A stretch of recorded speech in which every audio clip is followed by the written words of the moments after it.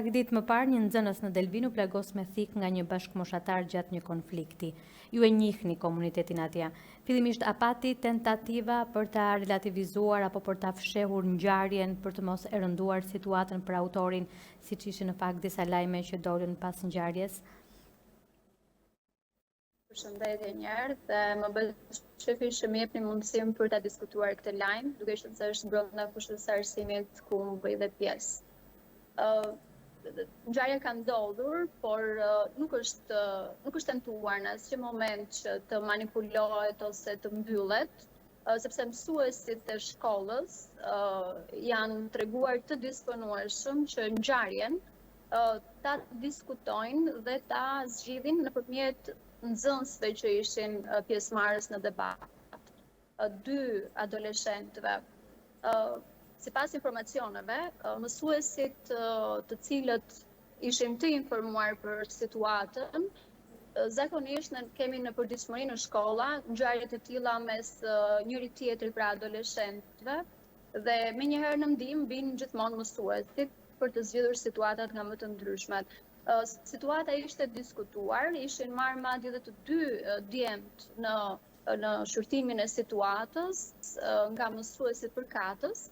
Ishte folur me ta, të dy i kishin kërkuar falje njëri tjetrit dhe situata, domethënë, ishte menduar nga mësuesit se ishte zgjidhur dhe normalizuar. Paçka se jashtë ambientit të shkollës ndodhi ajo që ndodhi, domethënë, dhe u informua më pas dhe nga protesta që bërën vetë nxënësit e gjimnazit. Për të shkuar për te këtij rasti, në vitet e fundit kemi parë disa konflikte mes nxënësve që kanë përfunduar edhe me pasoja shumë të rënda, madje edhe me humbje jete. Cilat janë sipas jush arsyet kryesore që po çojnë drejt kësaj rritje të dhunës mes të rinjve, mes adoleshentëve kryesisht?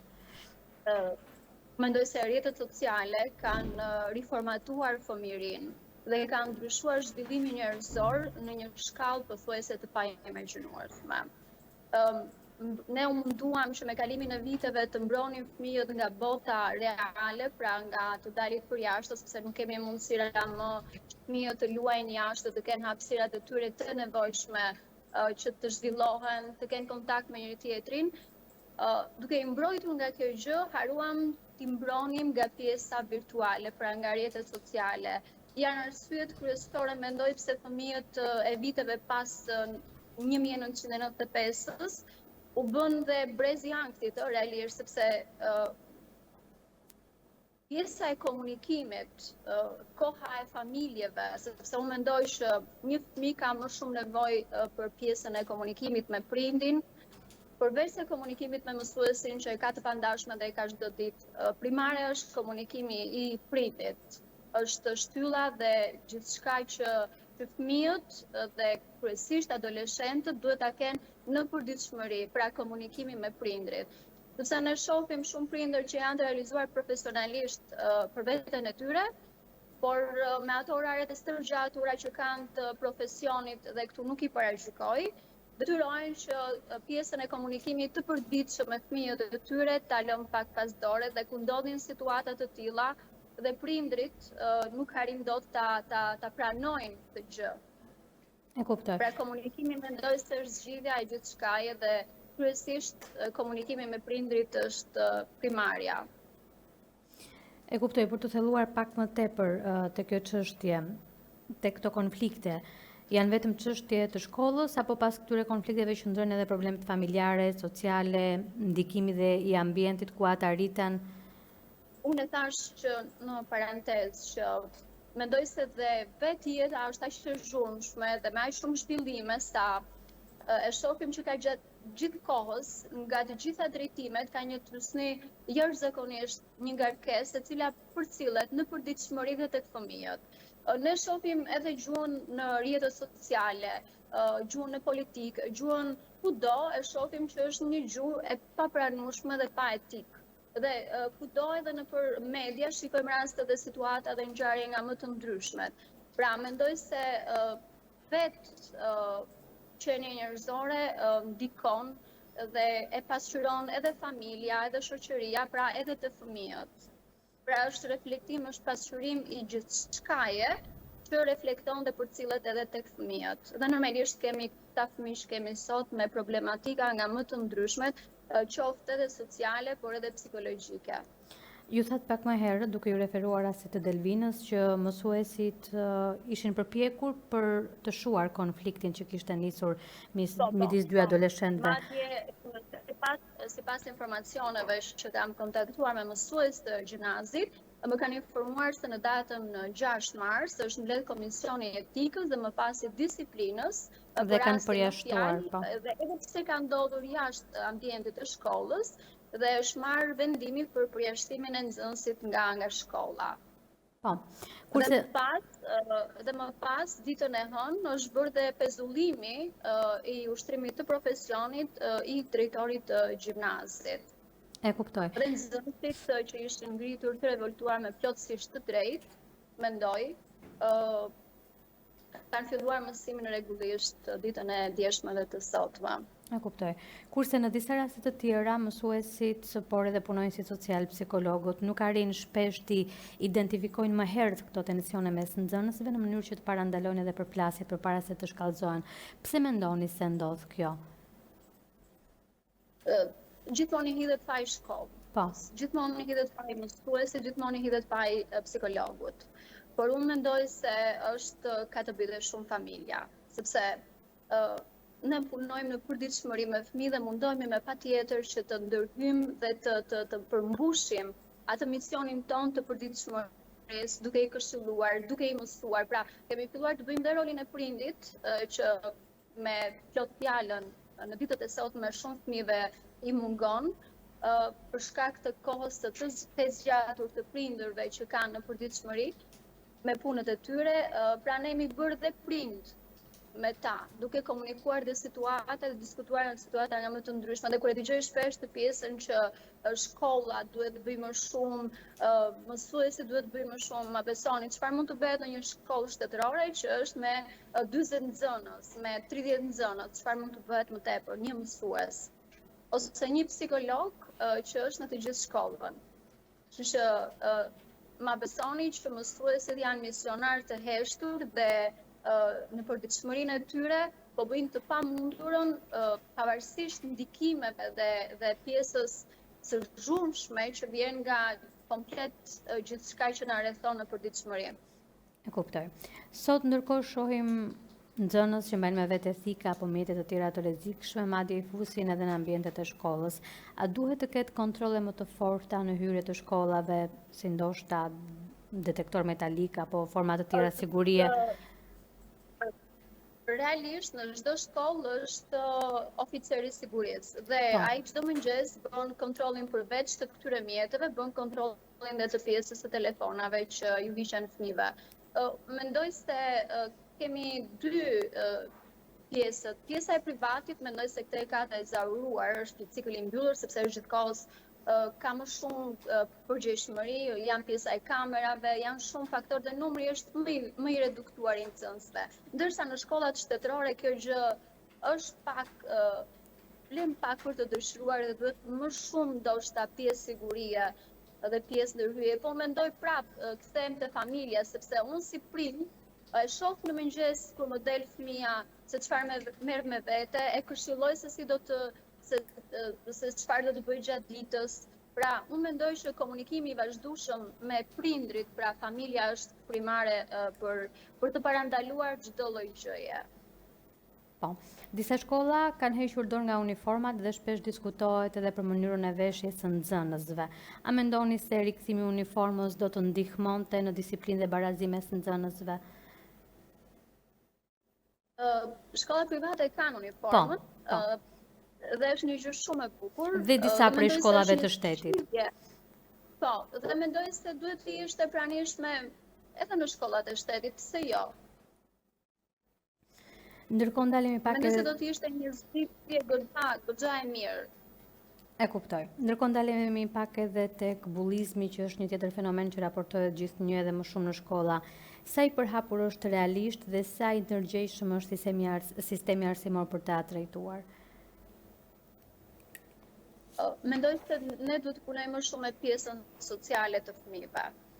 Mendoj se në pjesën e arsimit para universitar, duhet të ketë lëndë të cilat janë apostafat dhe mendoj se cikli fillor duhet të ndryshoj pjesën e kurikulës dhe të sjellë më të pranishme pjesën sociale të fëmijëve, sepse ne i ngarkojmë fëmijët tabela e shumëzimit, mbledhjet, zbritjet, i ngarkojmë me 1000 gjëra dhe nuk i mësojmë konkretisht gjërat më kryesore, më primare, domethënë të jenë njerëz të edukuar për të nesërmen. Pra mendoj se duhet të ndërhyet te kurrikulat arsimore për të ndryshuar tekstet shkollore, pra dhe pjesa e ciklit fillor të ketë më shumë pjesë sociale. Pra, nëse ne do të kemi qytetari, të jetë qytetaria e ilustruar me shembuj konkret, me situata konkrete, për shembull ne marrim si të mësojmë rregullat e semaforit, po marr një temë shumë të thjeshtë. Të dalin fëmijët duke bërë të pranishëm edhe ata policët e qarkullimit rrugor pranë për shkolla, dhe të dalin për shembull në rrugët e X qyteti për t'i parë nga afër dhe për të kuptuar më konkretisht, pra për të zbatuar atë gjë, ose shërbime të ndryshme në komunitet. Se jo, pra fëmijët mendoj që duhet të jenë më pranë pjesës sociale komunitetit për t'i neglizhuar dhe për t'i lënë pas të pjesën e bullizmit, sepse normalisht duke i angazhuar fëmijët dhe duke ja bërë më të thjeshtë gjërat, ne nuk i nxitim, domethënë që të i bëjmë social. E kuptoj. Ju pjesën më të madhe të ditës e kaloni mes fëmijëve, nxënësve. Si e vlerës? Jam në shkollë, intervistën po bëj nga shkolla. Dhe si Do të pyesja si e vlerësoni sjelljen e nxënësve sot, duke qenë se njihni shumë mirë, jo vetëm në raport me bashkëmoshatarët, por edhe në raport me autoritetin e mësuesit. Ka ndryshuar korat. Domethënë, unë në 20 vite eksperiencë pune, shikoj që nga brezi në brez, fëmijët kanë ndryshuar, por sepse dhe koha ka ndryshuar. Ndoshta edhe ne duhet i vim më pranë fëmijëve në pjesën e ndryshimeve, siç është pjesa e sjelljes së tyre, pra ti përshtatemi dhe fëmijëve, pra mundohemi në përditshmëri ti përshtatemi kërkesave të ndryshimeve të vazhdueshme që ndodh. Dikur e kemi pasur adoleshencën në pjesën e gjimnazit, sot ka filluar që hasim pjesën e paraadoleshencës që në klasat e pesta. Pra ka ndryshime nga viti në vit, nga brezi në brez. Fëmijët kanë ndryshuar, po sepse koha ka ndryshuar. Ka shumë ngarkesë emocionale, ka shumë, pra është një gjithë përfshirje, një trysni që normalisht të bën që ti të reflektosh, të ndryshosh edhe sjellje, dhe të vish sa më afër botës së fëmijëve. Dhe rrjetet sociale si po ndikojnë në këtë sjellje të tyre? Unë e thash që në fillim, unë realisht jam duke lexuar një libër, Brezi i Ankthit. Është një super libër që unë ja sugjeroj të gjithë prindërve, por edhe mësuesve për ta lexuar. Dhe më bëri përshtypje aty, domethënë janë komplet situata aktuale e gjeneratës, siç thon këta X e Z, ka ndryshuar çdo gjë.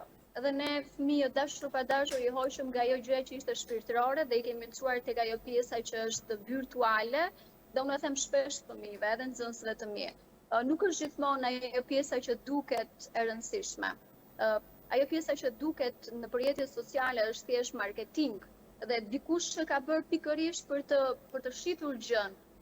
Ajo që është pas kuintave, ne nuk duhet të ndani nga libri. Ne duhet të lexojmë sa më shumë libra jashtëkollor. Pra duhet fëmijën ta rikthejmë përsëri. Unë jam kundër pjesës elektronike, jo tabletave, jo. Unë jam të shkrimi, tek ajo fletorja bukur shkrimit, jam përsëri tek ato libra që të marrësh atë lapostilën që të nënvizosh ato shprehjet e bukura. Pra, mendoj se duhet të vëmë te shpirtërorja, jo tek ajo pjesa komerciale që është hapur dhe është bërë virale kohët e sotme në Shqipëri. Po për të ndalur së fundmi edhe tek një çështje që u e prekët edhe më herët tek roli prindërve, a duhet të ketë përfshirje më të madhe të prindërve dhe apo e humbin ata kontrollin mbi atë që ndodh në jetën e fëmijëve të tyre?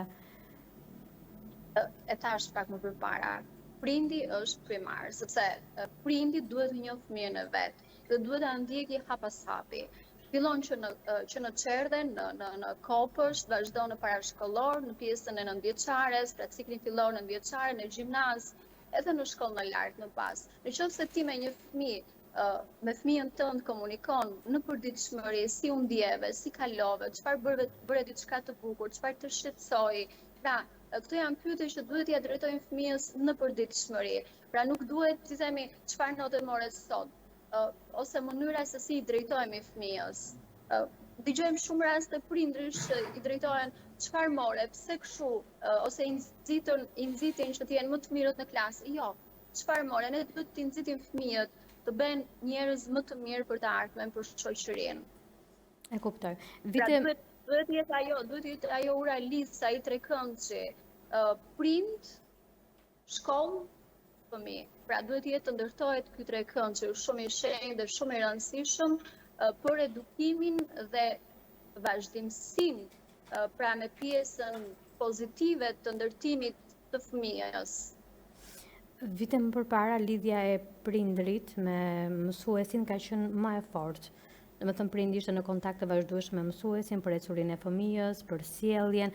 A ka ndryshuar ky raport me kalimin e viteve, ato mbledhjet që bëheshin shpesh 2 herë në muaj ose ndoshta edhe 1 herë në javë, si zhvillohen sot? Si është ky raport midis prindrit edhe mësuesit?